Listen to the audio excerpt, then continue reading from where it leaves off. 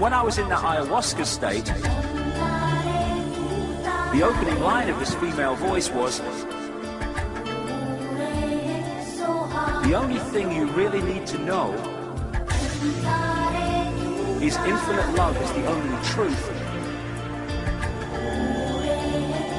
Everything else is illusion. I looked down at my arm and I realized that I could no longer define the boundaries of my body. Because the left brain's shutting down, it's not decoding reality in the way it normally does, and so other levels of reality are able to be perceived because the decoding process is not affecting them.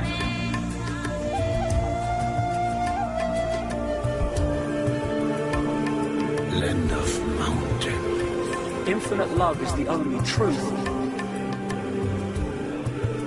Land of Dakini. Everything else is illusion. Land of mountain. And when I was in that ayahuasca state, I looked down at my arm and I realized that I could no longer define the boundaries of my body. I can't define where I begin and where I end. Because the atoms and the molecules of my arm blended with the atoms and molecules of the wall. And when I was in that ayahuasca state, and all I could detect was this energy. And I'm asking myself, what's wrong with me? What's going on? And in that moment, my brain chatter, my left hemisphere brain chatter went totally silent. Just like someone took a remote control and pushed the mute button.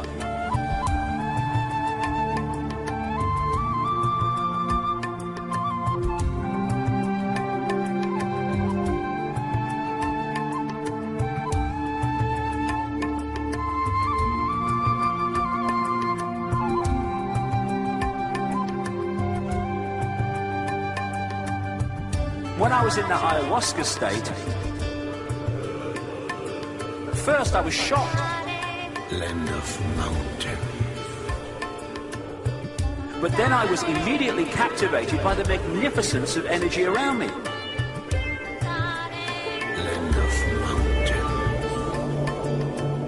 And because I could no longer identify the boundaries of my body, I felt enormous and expansive. I felt at one with all the energy that was, and it was beautiful there. Imagine what it would be like to be totally disconnected from your brain chatter that connects you with the external world.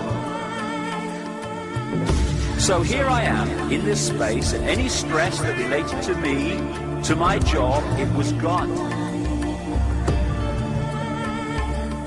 And I felt lighter in my body. And imagine all of the relationships in the external world and the many stresses related to any of those, they were gone. A sense of peacefulness. See, all this stuff, all this stress, all this stuff that causes such grief,